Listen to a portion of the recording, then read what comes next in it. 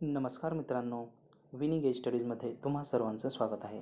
मित्रांनो, आपलं आजचं नोटिफिकेशन असणार आहे CAPF रिक्रुटमेंट संदर्भात. तर पहा, UPSC तर्फे ही जाहिरात आलेली आहे सेंट्रल आर्मड पोलीस फोर्सेस संदर्भात. तर पहा, assistant commandant examination 2022, central armed police forces assistant commandant examination 2022. तर बरेच विद्यार्थी याची वाट पाहत होते.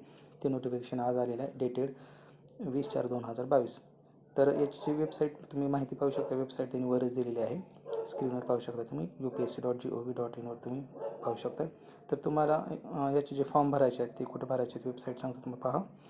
www.upsconline.nic.in वर तुम्ही फॉर्म भरू शकता. आपले शॉर्ट नोटिफिकेशन असणार आहे, तरी शॉर्ट जरी असले तरी माहिती आपण कवर करूयातच, फक्त एक्स्ट्रा काय सांगत बसणार नाही आपण.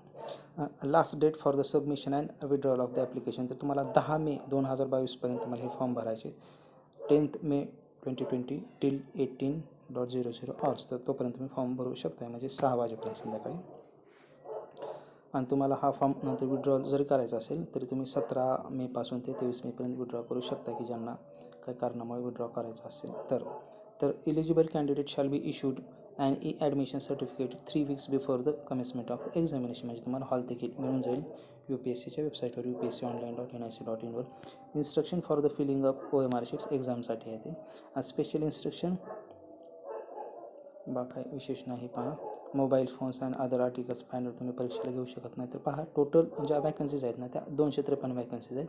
BSF बॉर्डर सिक्युरिटी फोर्स BSFसाठी 66, सेंट्रल रिझर्व्ह पोलीस फोर्स CRPFसाठी 29, CISF सेंट्रल इंडस्ट्रियल सिक्युरिटी फोर्ससाठी 62, ITBP Indo Tibetan border police ITBP 14 आणि SSB 82. SSB म्हणजे सशस्त्र सीमा बल, वर तुम्हाला दिसते दिलेलं. अशा 253 वॅकन्सीज आहेत. आणि पहा, याचे जे एक्झाम सेंटर असतात ना ते काही फार नसतात. तर महाराष्ट्रामध्ये मुंबई आणि नागपूर असे 2 सेंटर दिलेले आहेत. पुणे दिसतं का भाव्यात, शक्यतो नसतं पुणे याच्यामध्ये, पण जे नाही, पुणे नाही दिलेलं. पुणे पहा बरं, पोर्ट ब्लेअर, रायचूर, पाटणा नाही. नागपूर आणि मुंबई इकडं सेंटरच्या पहा खाली. तर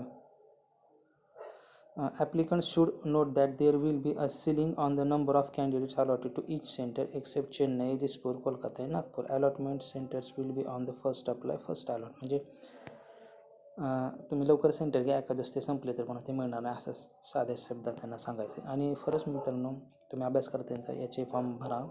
फार चांगली एक्झाम असते, फार चांगली पोस्ट असते. UPSC करणारे बरेच विद्यार्थी करतात, MPSC करणारे देखील भरतात. क्लास 1 पोस्ट असते. आपल्या DYSP लेवलची पोस्ट असते CAPF. म्हणजे एलिजिबिलिटी पाहता नॅशनॅलिटी काय तर इंडियन्स असले पाहिजे जनरल. पाहूयात आता नॅशनॅलिटी आपण detail. No person who is not a citizen of India shall except with the consent of the central government signified in writing to be appointed or employed under these rules. म्हणजे भारताचा नागरिक असावा, किंवा नसेल तर सेंट्रलचे writing म्हणजे government signified, consent of the central government signified in writing, म्हणजे त्यांचा अप्रुव्हल पाहिजे आपल्या सेंट्रलचं. Provided that nothing contained in these rule shall debar the appointment, enrolment or employment of the subject of Nepal or Bhutan under these rules. Okay, याच्यामध्ये नेपाळ आणि भूतानचे नागरिक पण अप्लाय करू शकतात असं असतं, त्यामुळे ते दिले. आता पहा, both male and female candidates are eligible सेक्ससाठी. एज लिमिट पहा, a candidate must have attended the age of 20 years and must not have attend the age of 25 years. म्हणजे 20 ते 25 या वयादरम्यानचे विद्यार्थी याला अप्लाय करू शकतात. या एक्झामचा तोच पॉईंट असतो की जे एकदम यंग एजमधले विद्यार्थी आहेत त्यांना घेतात. 25च्या पुढे समजा MPSC UPSC करणाऱ्या विद्यार्थ्यांना नंतर अनुभव आलेला असतो, पण एज बार झालेला असते त्या एक्झामच्या मध्ये 25 म्हणजे. त्यामुळे फार 20 ते 25मधले मुले याच्यात असतात, तो प्लस पॉईंट असतो तुमचं एज कमी असेल तर. A candidate must have attended the age of 20 years and must not have attended the age of 25 years on 1 August 2022. तर डेट दिली, हे जे एजचं क्रायटेरिया आहे तो 1 August 2022 दिवशी धरला जाईल. The upper age limit prescribe above will be relaxable. तर ते 5 years कोणासाठी तर SC आणि STसाठी, 3 years कोणासाठी तर OBCसाठी, आणि up to maximum 5 years for civilian central government servants in accordance with the existing instructions. Okay, त्याच्यात आपण जास्त काही डिटेल जाऊ नयेत, आपण पुढे जाऊयात. महत्त्वाचा काय एक्झाम आलेली आहे, तुम्ही त्याचा अभ्यास करा, फार चांगली पोस्ट मिळते तुम्हाला. सेव्ह ॲज प्रोव्हाइडेड काही विशेष नाही आहे, मेनसाठी बऱ्याच गोष्टी असतात त्याच्यात. मिनिमम एज्युकेशनल क्वालिफिकेशन, तर आता हे पहा महत्त्वाचं आहे. A candidate must hold a bachelor degree or a university incorporated by an act of the central or state legislature India. Basically तुम्हाला एक ग्रॅज्युएशन पाहिजे की जे सरकार मान्य असावं. बाकी काही डिटेल वाचायचं नाही, ते जास्त कन्फ्यूज होता तुम्ही. फिजिकल स्टँडर्ड्स, तर याला कसं तुमचं फिजिक्स मग काय हाईट वगैरे असे काही क्रायटेरिया असतात ना, त्यामुळे ते दिलेलं आहे, ते आपण व्यवस्थित पाहूयात. फिजिकल स्टँडर्ड्समध्ये नीट वाचूयात आपण त्याला. Candidates must meet the prescribe physical and medical standards for the admission to the central CAPF examination 2022 specified in the appendix 5 of the notice. ते पण पुढे येईलच, बघूयात आपण.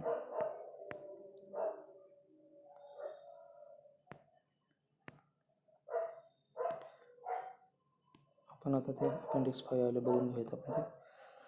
Possession of NCC B or C certificate. Possession of NCC B or C certificate will be a desirable qualification. These qualifications will be given consideration at the time of interview or personality test. तुमच्याकडे NCCचं B किंवा C certification असेल तर तुम्हाला त्याच्यामध्ये काही marks वगैरे मिळतात, म्हणजे तिथं तुम्हाला कन्सिडरेशन आहे त्या गोष्टीसाठी. NCC सर्टिफिकेट असतं ना B आणि C, तर त्यासाठी आहे. तर फी पहा, इथं फीस विचारलेली आहे. Candidates excepting female SC ST, म्हणजे SC ST आणि फिमेल कॅन्डिडेटला फीस नाही, are required to pay fee of 200, म्हणजे 2000 मध्ये 200 रुपये फीस आहे.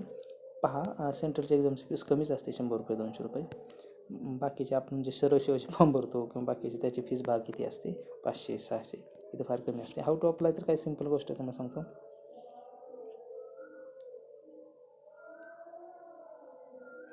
इथं तेच दिलं आहे डार्कमध्ये की मुलींसाठी SC आणि ST एक्झाम फीज नाही आहे, पण बाकीच्यांसाठी आहे. तर तुम्हाला फॉर्म भरायचं UPSC online.nic.in रेग्युलर प्रोसेस आहे, काही विशेष काही नाही आहे. तुमच्याकडे फक्त तुमचे फोटो ID चे प्रूफ वगैरे असायचे तुम्हाला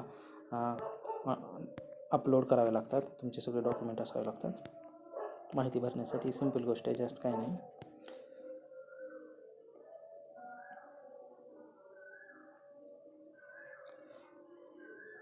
if examination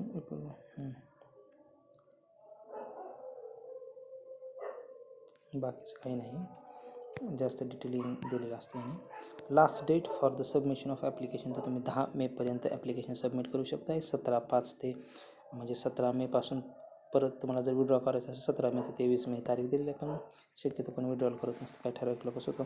correspondence with the commission, काही विशेष नाही, UPSC.gov.in. आणखीन काय आहे,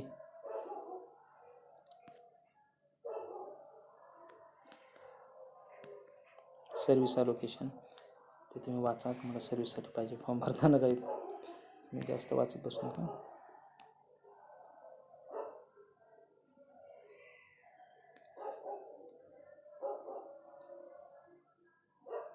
तरी तुम्हाला एक्झाम स्कीम दिलेली आहे, पहा. Written examination, the written examination to be conducted by UPSC will be held on 7 August 2022, म्हणजे एक्झामची डेट काय तर 7 ऑगस्ट 2022ला एक्झाम होणार आहे. Will comprise 2 papers. Paper 1 will be held from 10 ते 12 and paper 2 will be held from 2 ते 5, म्हणजे 10 ते 12 आणि 2 ते 5 पेपर होणार आहेत. पेपर 1 काय असणार आहे, general ability and intelligence 250 marks, 250 मार्काचा पेपर आहे. पहिला पेपर हा MCQ असतो. The question in this paper will be of objective multiple answers type in which the questions will be set in English as well as Hindi.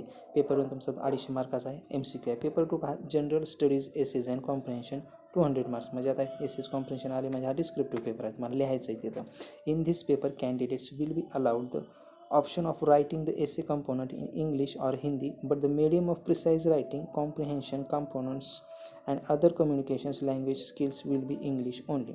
तिथं तुम्हाला जे लिहायचं आहे रायटिंग कॉम्प्रिहेन्शन कॉम्पोनंट आहे किंवा अदर कम्युनिकेशन्स लँग्वेज आहे, ते तुम्हाला इंग्लिशमध्येच करायचं आहे, म्हणजे इंग्लिश महत्त्वाचं असतं या पेपरला. तर आता हे ओके झालं, आपण पुढे जाऊयात. Physical standard, physical efficiency test and medical standard test काय, तर इथं पाहूयात आपण. Candidates who are declared qualified in the written examination will be summoned for physical standards or physical efficiency test and medical standard test. Those candidates who meet the prescribe, म्हणजे तुम्ही जर qualify झाला तर तुम्हाला ह्या गोष्टीसाठी बोलावण्यात येईल. तर तुम्हाला रेस वगैरे असते, रनिंग असतात, त्याचे इथे क्रायटेरिया दिलेला पहा.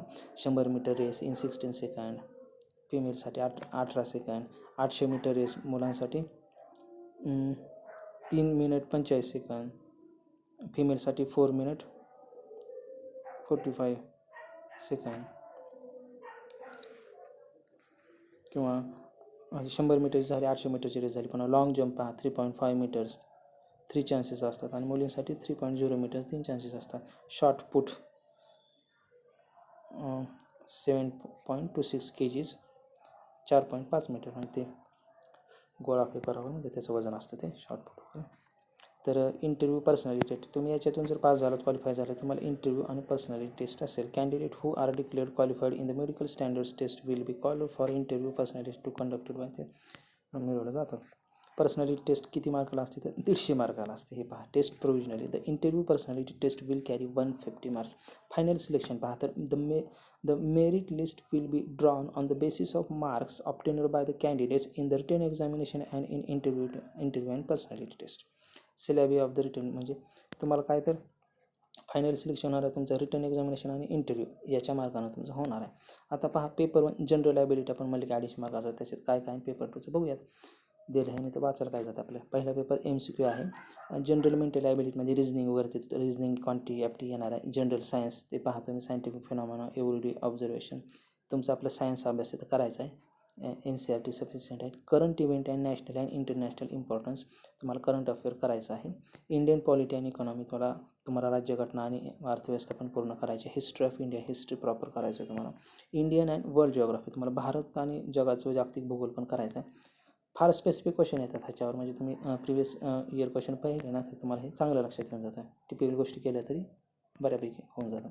पेपर 2 काय तर तुम्हाला general studies essay and comprehension तुम्हाला इंग्लिशचं ग्रामर वगैरे ह्या सगळ्या गोष्टी म्हणजे ग्रामर म्हणजे एसेज कॉम्प्रिहेन्शन म्हणतो ना त्या गोष्टी करायच्या तिथं. Essay question which are to be answered in long narrative form either in Hindi or English.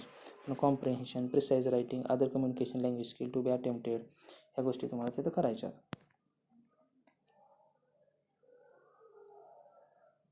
तर तुम्ही 20 एप्रिलपासून असे फॉर्म भरू शकता. 20 एप्रिल ते 10 मेपर्यंत म्हणजे आजपासूनच. पाहूयात आणखीन काही राहिले का महत्त्वाचं. Important instruction to withdraw application काही गरजेचं नाही आपल्यासाठी. तर मित्रांनो माझं हे सांगणं राहिलंच की ज्यांचं एज बसते त्यांनी नक्कीच हा फॉर्म भरा. फार चांगली पोस्ट असते